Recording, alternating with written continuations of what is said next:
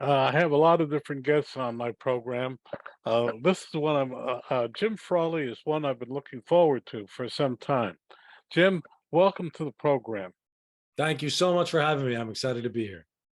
Jim, as we ask all our guests, tell us a little bit about yourself, then about your company, which I find fascinating, and then a website, and then we'll go from there. Sure. My name is Jim Frawley. I run, it's an organization called Bellwether. We are an executive development organization based here in New York. Background on me, I spent about 20 years in the corporate world. I started in radio, but that didn't pay any money. So then I went into the corporate world, doing everything from corporate training to business strategy.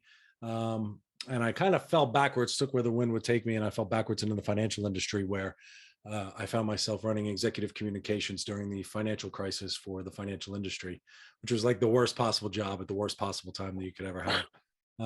But from there, I went into business strategy, chief of staff roles.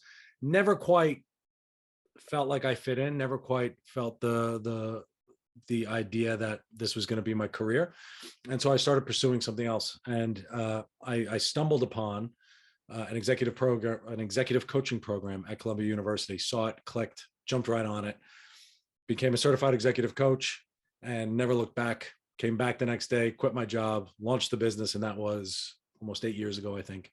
And from there, we now have Bellwether. And I think the reason I got into executive coaching was one, there was a lot I didn't know that I wish I had known when I was in corporate. And then I saw the coaching product that was out there, and I was very not impressed. And I thought it could be much, much better in terms of what was being offered and how we're developing people. And so with that, that's exactly what Bellwether does. Bellwether, we work in really three functions, primarily in workshops. We do a lot of workshops with senior development, senior leadership, getting their people ready. We do executive coaching one-on-one with individuals to get them ready for the C-suite. And then we'll do small business coaching, those entrepreneurs who run, anywhere up to 100 employees, but they're kind of on an island. They need that strategic partner. So those are the three categories. And I do that intentionally because I learned from those different categories and I could apply it to the different groups as well. And it keeps things interesting for me. So I do the Bellwether Hub podcast, and I'm also the author of a book, Adapting in Motion, Finding Your Place in the New Economy, which is about how do you adapt to change when you don't know what change is coming. So that was my long spiel. Yeah, wait, Jim, slow down. You slurred over your book title. What's the title again? The title of the book is Adapting in Motion, Finding Your Place in the New Economy. And it's, I wrote it, I'd been working on it for years. I buckled down to write it at the beginning of the pandemic, mostly because I was looking for ways to keep myself busy. But it's really a book on how are you preparing for change when you don't know what's coming around the corner. And it seemed pretty prescient at the time, and it continues to be very, very relevant. And your website? The website is bellwetherhub.com. It's Bell, BELLWETHER, hub.com. Oh, I would have pronounced it weather with WEA. A lot of people do, but the word Bellwether, and the reason I went with it, one, my daughter's name is Isabel. So we had to name something after her. So we named the business after, I had to have Bell in there. But the Bellwether was the lead sheep of the flock. And the Bellwether had the bell around its neck, and everybody followed the Bellwether. And I thought it was a pretty good, it didn't know it was leading, it was just leading. It was the hungriest, it was the smartest, it was the brightest. And so I thought Bellwether was a nice little nuance to throw into the name of the business. Okay. Now that we got that out, this show is primarily for small business. Well, let's talk about that. Small business leaders get thrown a lot at them. They're told that they don't know what they're doing, yet they manage to produce companies. What is it that you see that they need, particularly in this time when we're going through such a radical change? Yeah, so I would say a few things that small business owners need. One, and I'm seeing this more and more, is we need, when we're small business owners, we're really stuck on an island, and we need good counsel. And we may not be able to get good counsel. And when things are changing as quickly as they are, We need trusted partners for us to just bounce ideas off, whether it's another business owner, whether it's a family member, whether it's a person you admire or something like that. So I would say create that personal board of directors that wants to see you successful so that you have that outlet to ask those types of questions. The other thing I would say is one of the big challenges that small business owners have is they invest so much into their business at the neglecting of themselves. And in order to make good decisions at really difficult times, you have to have yourself in the right kind of mindset and you almost have to put someone on third base, ready to score a run when you get a single. You have to work on that to make sure that you are ready to make good decisions when stressful times come. Because by planning and by thinking through all of these types of things, that's the big focus for us to make good decisions, because that's ultimately what we have to do. Yet most small business people don't plan. They almost let where the winds go. And you have to adapt to that, and that's part of adapting.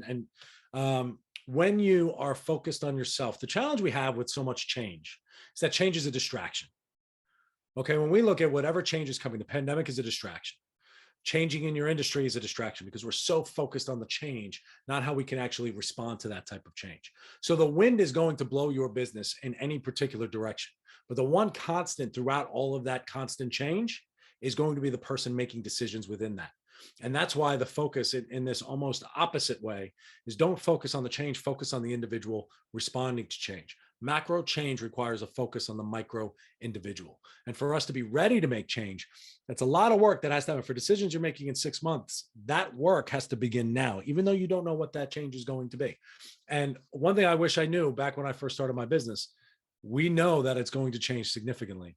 No matter what we planned, no matter what we thought our business was going to look like, it's not going to look anything like that, as the years go on. It will consistently evolve, and a healthy inner dialogue as a business owner, questioning, why am I making this decision? Is this the right decision? Objectively, removing the emotion from the decision and thinking about it logically will allow you to enhance your responses to blow with the wind wherever it takes you, because the market dynamics and everything else will push your business to where it needs to go. That's true. But how do you focus on yourself?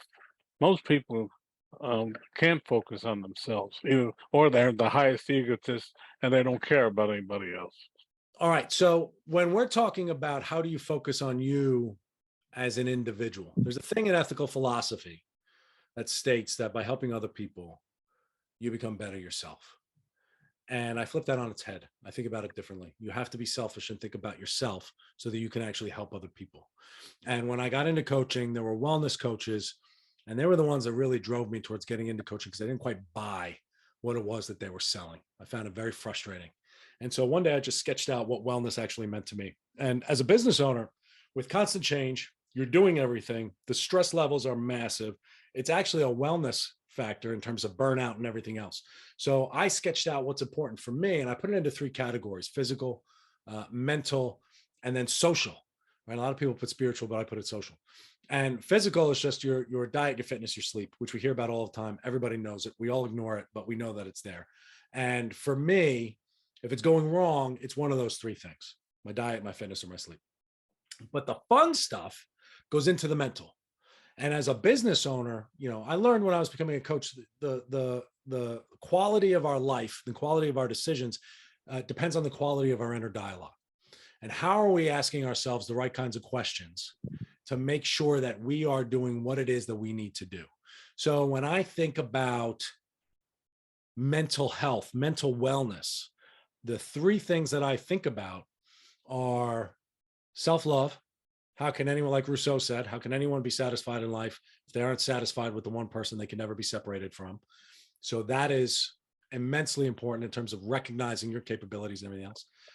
So you got self-love, you've got self-care. What is it you need? When are you burned out? How do you take a break? How do you get your checks in your balance? And we think about these things, but we never answer the questions. We never actually take the time. And it's an investment. And the third one, which is really, really fun, and this will throw people for a loop if they really embrace it, is what is your belief system? What do you actually believe? And some people take it for something as simple as, how should you parent your kids, to do you believe in God, to who's the best basketball player, is it Michael Jordan or LeBron? Doesn't really matter. But the idea of creating a belief system is you don't actually believe something until you understand the other side. And so when we're talking about mental wellness and we're talking about a belief system, it allows us to ask really, really good, objective, and calm questions because we're comfortable with the decisions and beliefs that we actually have. So everything external that we're responding to is a reflection of everything on the internal. And it sounds, I joke, the hippies were right, but it's true. We internally, we have uh, our ability to respond appropriately is based on the way that we're thinking about these challenges. And then finally, the third is social. Um, the social wellness aspect, which is the one I consistently need to work on. I would say you need your support system. That's one. Who are the people that are supporting you when you need your biggest kind of help? Two, I would say, is micro interactions. We have to feel like we're part of something bigger, whether it's the bus driver, the person at the coffee shop, the librarian, whomever it is. That's why it's so helpful to be back in an office so that you feel like you're part of a bigger picture and you're having these little conversations.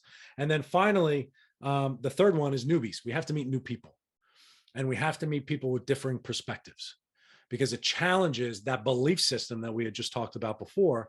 And it makes us constantly think about what we believe. How is what this person believes valid versus what I'm believing?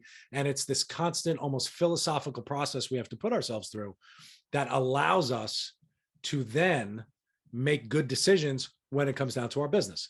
Everything that we look at with all of this being intertwined, everything from the food you eat, the research now shows the gut bacteria you have in your belly impacts your ability to be cognitive and smart.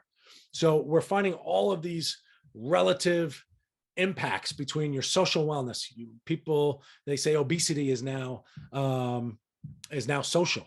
We can catch it from other people because we're surrounding ourselves with obese people.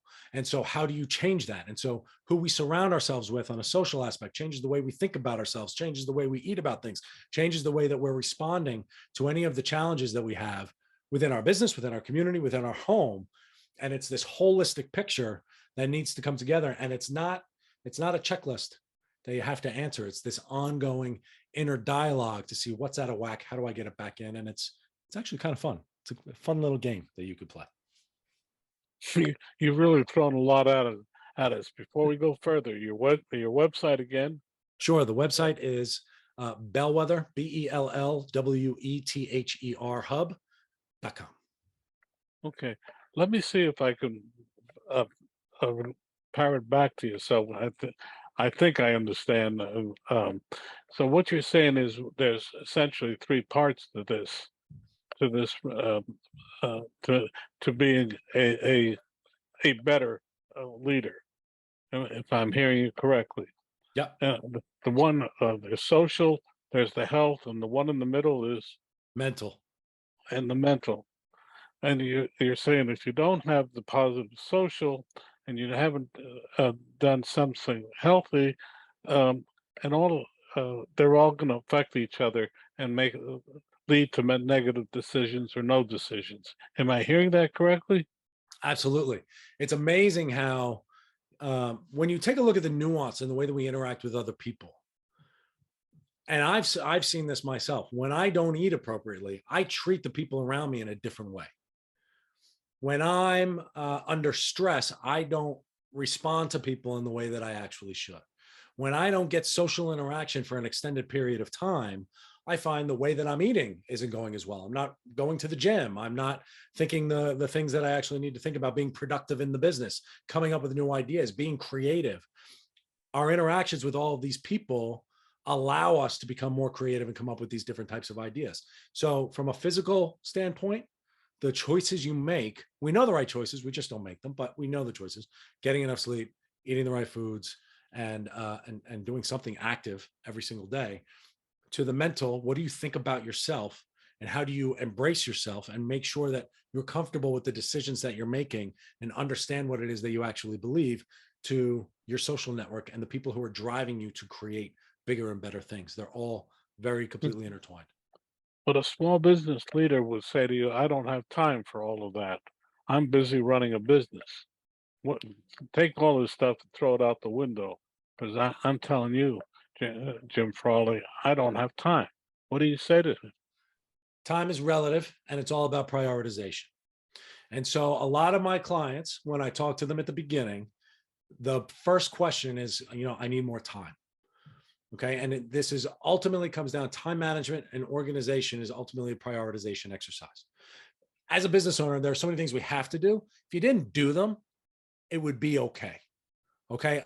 There are so many things that I find myself doing that I just shouldn't be doing. And if I didn't do it, it would probably be okay. Now, granted, the list is unending in terms of the amount of things that you actually have to do. What I will say is prioritizing different aspects. You can't change everything at once. But when I think about social, I think about networking for business development. Okay. You have to do that anyway as a business owner. So now you're tying that in. When I think about what am I eating at lunch in the middle of my day, is it a matter of setting things up in advance? I mean, we're not talking about rethinking all of the ways that we actually want to do these things. We take a look at what's our biggest priority today, and you could just put it in a circle and list all the things out and which one's out of whack. The exploring our difficulty, exploring our challenges, and exploring our beliefs, that takes work. That takes reflection. It helps a lot to talk to somebody else about that, whether it's a therapist or a coach or a friend or whomever you have. But I do that on my runs. I make it a priority to go running in the morning. And that's ultimately every business owner will tell you, everything they have to do is a choice. It's a priority and a choice.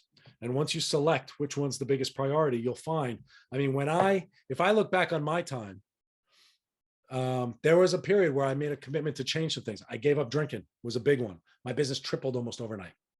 And I didn't go in recovery or anything. I just stopped drinking. Like that was it. So I'm not going to do this anymore. This isn't really additive to making things helpful. Small change. All of a sudden I found I was treating people differently. I was responding to people differently. I was more engaged with my clients. I was getting more referrals. So there are little tweaks that you can do that will be exponentially better for your business. Oh, excuse me, but giving up drinking is not a little tweak. It's a big thing. That's true. Especially for me, it wasn't a little tweak. That was a big tweak. But we can make big choices. We can make small choices, but we have to take a hard look at what it is that we actually have. What's the data and the work that we're dealing with in order to. But most people will tell you what I have is the business that I'm growing. They say what makes me is the business, and when I'm not in the business, I don't know what to do with myself. Well, so what I would say, me being the business, and one of the hard parts about being a small business owner is separating logic from emotion. Okay, we as an individual versus our business as an entity are two very different things. And separating those two out. Yes, but most small business owners will tell you that's just the opposite. My business is me. And I'm telling you that I used to think my business was me, but your business is separate from you. No matter what, you can have a service industry, you have a service business, you can have a product-based business, you can have whatever it is. You're delivering something to a series of clients. That's a product. That's separate from you as an individual. When we intertwine our self-worth, our self-identity with our business. Now, look, I'm always going to be a coach. I'm always going to be an executive coach. I'm going to be a former corporate person. I've got, all that. My Bellwether business is separate from me. I'm the face of the business. Everything I do in the business is all me, but the business as an entity is separate from me as an individual. And you have to separate the two of them. But do your clients view it separate from your business? No, I don't think they would, and that's okay, right? Because I'm packaged as part of the product. So you have two separate aspects. I work my business all of the time, but when I separate all that, when I go for a run, yes, I'm still a business owner, but I'm thinking about other things. You have a home life, you have a community of which you're a part of as a business owner, whatever it is that you want to do, but you still are a human being individual, and that is a separate business. If your business shut down tomorrow, you're not shut down as an individual. You'd probably repurpose yourself as some other thing in another entrepreneurship opportunity, and you would come up with another type of business. But you as an individual have that creativity, right? You being a creative individual, coming up with new ideas, that's what drives entrepreneurs. That's what makes them feel successful. the business and the success of the business isn't necessarily the same thing as the success of the individual. They're very hand in hand. They're very mutually beneficial, but they're not the same thing. Yet, I always say you take a you go from being a small business to a big business when you stop referring to it as my business and refer to it as the business or my company, the company. Yeah. Yeah, And it's, I tell a lot of people when they're first getting started is don't put your name in the title of the business, yes. because then you're selling yourself, which is very difficult to do. And we we hesitate a lot more with that type of risk, and we're afraid of selling ourselves because we're afraid of rejection and all of those types of things. So you're right, it's the business and you as an individual, and you don't want them crushing each other. Oh, we have just a few minutes left. First off, the name of your company again and your book. Yeah, the name of the company is Bellwether, and it's based here in New York. We do executive development and workshops and executive coaching and business coaching. And the name of the book is called Adapting in Motion, Finding Your Place in the New Economy. Well, can you give us two or three brief summation of your ideas, uh, kind of wrapping up your thoughts? Yeah, I would say, the first and foremost thing that I would say is change is happening faster than we can adapt, which we know as small business owners. And the business we have today is going to be incredibly different than the business we have tomorrow. And so, in order to be prepared for that business in 6 months, a year, 2 years, 3 years, the work begins now to prepare for that type of change. We don't know what change is going to come, whether it's a pandemic, whether it's, whatever it is, that's a market crash, anything. Macro change requires a focus on the micro individual. So for the micro individual, your three focus areas: focus on your health, right? Get a personal trainer, whomever it is, but focus on your health, focus on your mental. This is the most important aspect of running a business, is a strong inner mental dialogue with yourself in terms of what's defined success, what is being successful, how are you as an individual responding to change, what are your stress points, what do you believe? That's the really big question, is what's your belief system? And then also finally, you need your social network. And it took a major hit during the pandemic. We're starting to see it come back, but we have to embrace some kind of social interaction, whether it's from a support system. It can't be over Zoom.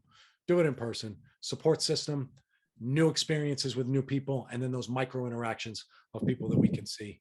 Whether it's at the office, whether it's on the bus, whether it's on the train, to the commute, whatever it is, we need to get out and see those people. That's really great, Jim. I'm going to ask you one more question, which is, do you believe that people that you have to create an atmosphere of half home and half office, or do you believe you can do it as a standalone um, a business where all your employees are distributed? Uh, I'll answer that the way every coach or consultant would answer it. It depends. It depends on a number of things. Organizations, certain industries are going to have to require people to be in person, and that's fine. And I think that's a good idea, um, because there are people who will say they're incredibly productive working from home, and they're right. But it's not a question of individuals and how well are they working. It's a question of how much is the business moving forward. And when you could get groups of people together in person, more ideas are created and more work gets pushed forward. And that's what's incredibly important, is there's a bigger picture than just the individuals working from home. Now, if an organization is flexible and dynamic enough with managers in place that can manage remote people and engage them in the right way and get the productivity that they need out of them, more power to you. And that's great. And you'll see that a lot in technology. You'll see that in a lot of different, in marketing and a lot of different types of industries. What I found way too late, and I wish I knew this when I was in corporate, and I work with a lot of people who are working remotely now, is you have to learn how to articulate your value. You have to learn how to do that, whether you're working from home or in the office. Articulating your value and creating work within your organization, that's what's going to be incredibly important, especially as we get a little bit of a crunch and people start to question the value of everybody in the office. Articulate that value. It's going to be very, very important. That's a tremendous thought. And on that note, Jim Frawley, we say thank you for a very illuminating time together. Thank you. Thank you so much.